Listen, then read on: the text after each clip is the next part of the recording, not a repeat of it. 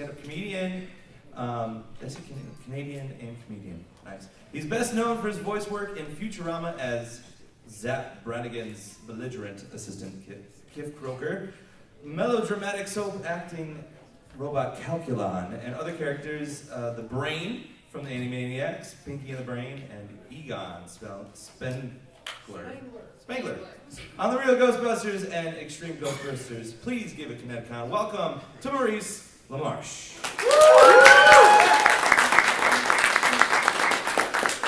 And joining Maurice is an American voice actor and singer.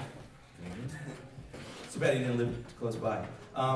Best known for his voice behind Raphael from the original cartoon, the Teenage Mutant Ninja Turtles, Yakko Warner, and Dr. Otto Scratch and Sniff from Animaniacs, as well as Pinky from Pinky and the Brain. Please give a ConnectiCon welcome to Rob Paulsen.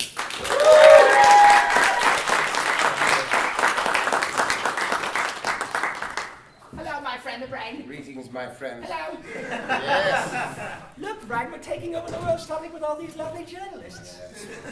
If you can infect the press with your message, then you can have world domination. That's right. All right, we'll start in the front. Hi, I'm Sarah Menendez from morepower.com. I know you guys have done like a whole bunch of roles, and I'm sure you have so much fun with them, but I want to know what's the most fun you've ever had in an audition for one of these roles? Oh my goodness. The hard question. Really, it is a hard question. The most fun at an audition. Well, that usually, you know, things have changed. We were talking about this in our panel yesterday. Things have changed so much in the audition process. Can you guys hear me okay? That to the extent that we're generally by ourselves now, because it used to be, in the old days, that Maurice and I and all of our friends would be at auditions together. So we'd see each other, and it was just an absolute blast. I mean, it was a friendly competition, but it was great because you were seeing all the people that you would choose to hang out with anyway. So in terms of fun at an audition, I don't know, because there's usually so much pressure I put on myself to get the job, you know. Yeah. I would say, you know, with the whole thing of, you know, just being able to audition at home, you know, in your studio or even in your, you know, your closet with an Apogee mic and you know, your iPhone and Twisted Wave as a program. I've done that where I've just auditioned, and I like to audition completely naked, so I can have a lot of fun. And I know because I'm there with him. No, that's where the fun comes from. That's I don't know, you know, real story. I would say that I, you know, had a lot of fun auditioning for Animaniacs. They gave us each about 7 or 8 characters to do. Yeah. That was a fun day, and we already were going in with our friends because we'd all done Tiny Toons with them, and so Andrea Romano and Tom Ruger. So it was just another chance to go, as my friend loves to say, to go play in the bitchinest sandbox in Hollywood. And you know, I just went nuts. And the only character I scored, no, I did get Squid doing my Ray Liotta impression. Yeah. But the only character I scored right away was the Brain. But I had you know, I took a pass at Yakko. I did him as Groucho Marx. Thank God you got the job. And you know, because I take everything literally. If there's a prototype mentioned that's an impression, yeah. I just go right to that. I'll give you an exact one. Right. You know, at the audition for Ghostbusters, which was kind of a funny story. You know, they said, don't do the people from the movie. You know, they came out and announced to a room full of like 40 actors, don't do the characters from the movie. Do your own thing with it. And I got in there, and I'd seen Ghostbusters 5 times, and I just went, I don't have anything except Harold Ramis. Yeah. You know, so I did like as close to a spot on Harold Ramis as I could, and when I got the job, and they said, you were the only one. We decided, yeah. Harold should sound like himself. And sort of the sad part of the story is Lorenzo Music, who was the voice of Garfield and Dick Carlton, your doorman on Road It back in the 70s, which is still in reruns. He scored the Peter Venkman part, and about halfway through the series, Bill Murray saw the show. We were doing, you know, like 40 episodes, and Bill Murray saw the show and called up Ivan Reitman and said, how come Harold's guy sounds like him and my guy sounds like Garfield? And Lorenzo was out. And they cast Dave Coulier, our good friend who does a spot on Bill Murray impression, and he was Venkman for the rest of the series. Yeah. And you know, I feel like I'm a little responsible for that, but because I loved Lorenzo. Oh, he was great. He was a marvelous person and a talented writer. Anyway, so the other two guys were there, speaking of them not wanting, they so didn't want to go with the movie version.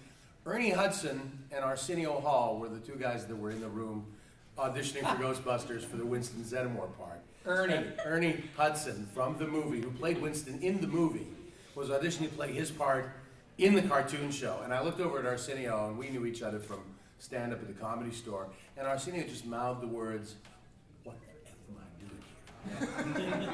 And I just went, let's go with it. And guess who got the Again, gig? Arsenio got the job. That was astounding to me. But, you know, Arsenio did a fantastic job, don't get me wrong, but I mean, when you're the guy from the movie, so thank God, I think Ernie's gonna be in the new movie. So. He is, yeah. And he's always been a gentleman. I see him at cons, and he's always a Great gentleman, and you know, has no bitterness about not doing a cartoon show. Anyway, long story. Too late to make it short. Right over here with the black jacket. Yes. I think it's called a tunic. A tunic? Yes, just Or a I was gonna say a Nehru. komodo, but that's not it. It's a jacket. Well, all right, jacket. fine. It's a uniform jacket. It's not a jacket.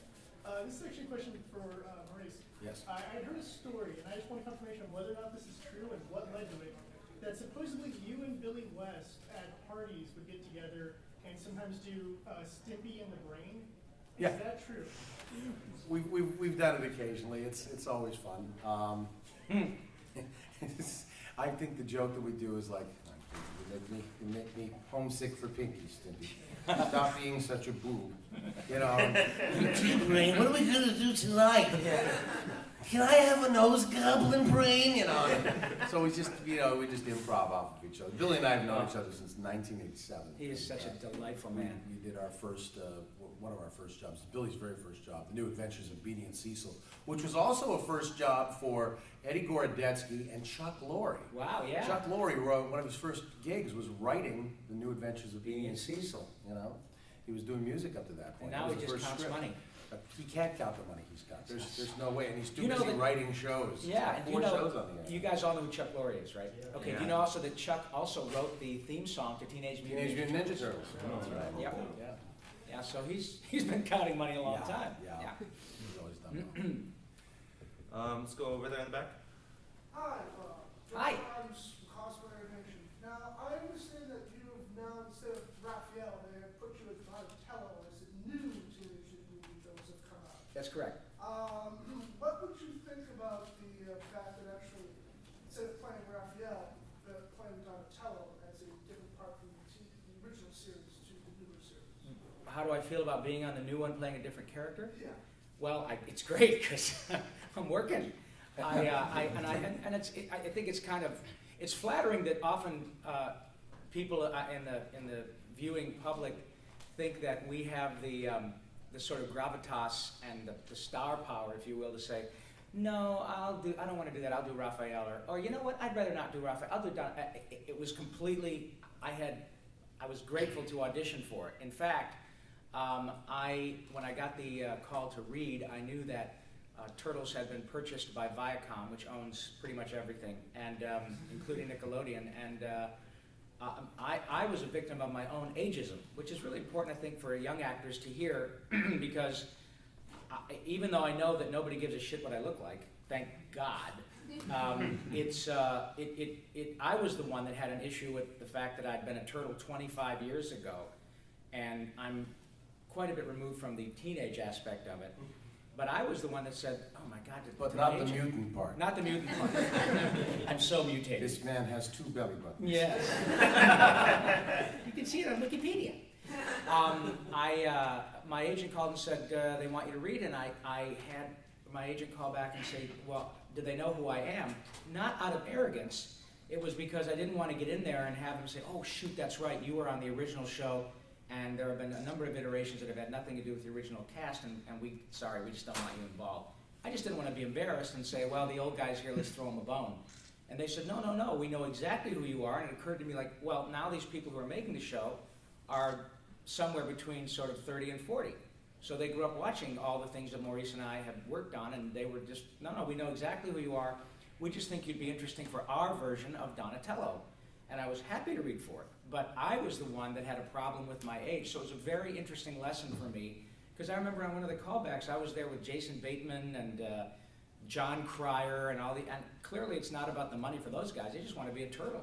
And luckily I was able to get by my own insecurity and get the gig. But in terms of which one, it's a hackneyed answer, but it's true. I was so grateful to be the original Raphael, and if somebody had said 25 years later there's another show that's going to be arguably as popular, we just got nominated for a Primetime Emmy, and Maurice just got nominated for his 5th Primetime Emmy, 2 of which he's already won, back to back. In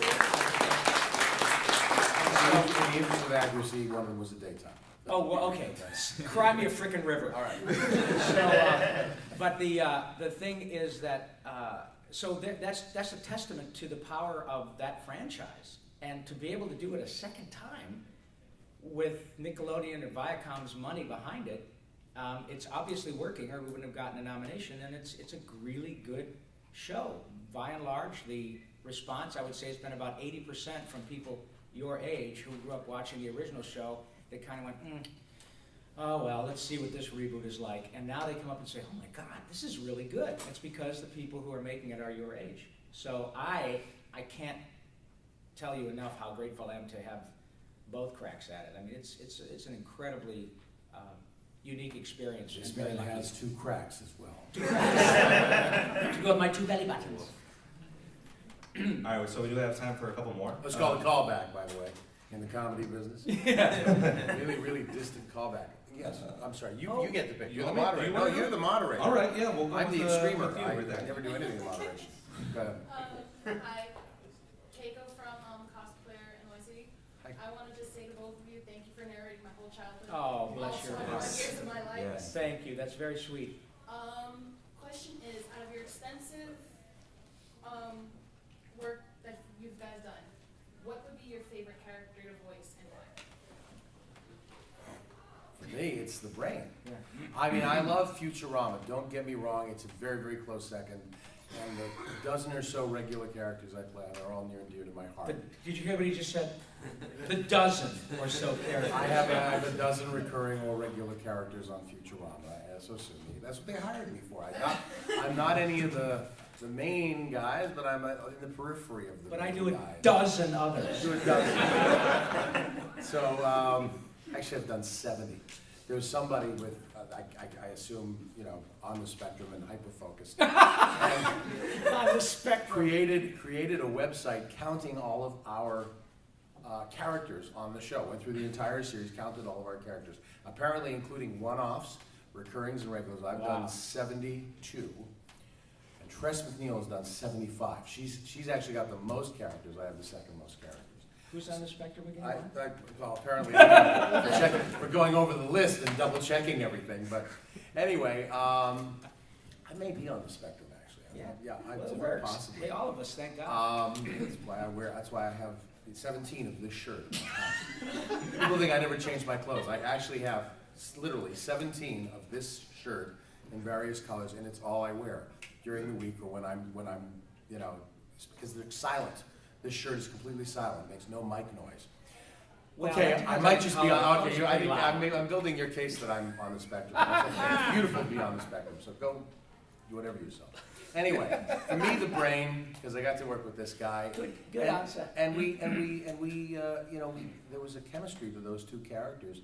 And when you spend 6 to 7 years playing 2 guys who are essentially, have a love and irritation relationship with each other, the relationship becomes very rich, And so for me, the brain, even though Futurama has, as he said, brought me 2 Emmys and a nomination, I just love the brain. I just love that guy because he's all of us.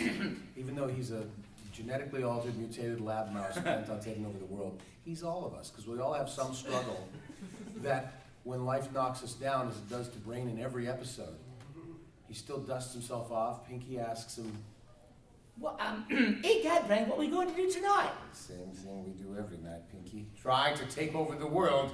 That's a message to everybody. It's like, don't give up. Don't give up. Even if you think your dream is, unattainable, dust yourself off and just start the day again. You know, so I gotta love that guy for that reason. You, my friend? Well, I learned very early that I had neither the talent nor the looks of Diedrich Bader. So, oh my God, he's here. And I thought, well, I can't let that stop me because I have to make a car payment. So I was lucky enough to, probably the same thing, Maurice. I've had an embarrassment of riches, and it's, gosh, Turtles and Animaniacs and all that. Probably a Pinky as well, because that meant a lot to me personally, and all the awards and all of that.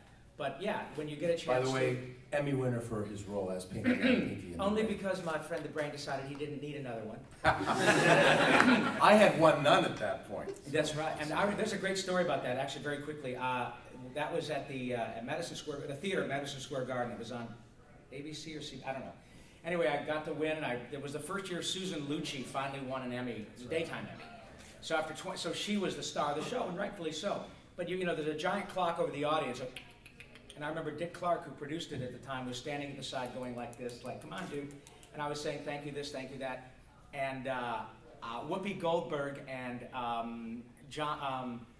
Tom, the guy from Dancing with the Stars, Bergeron, were my presenters, and I thanked everybody except Maurice LaMarche. The show is not called the Pinky Show, it's called Pinky and the Brain. So I'm like, thank you, Mr. Spielberg, thank you this. So I started to walk off, everybody's clapping. I looked back and I said, oh my God, I forgot to thank my friend.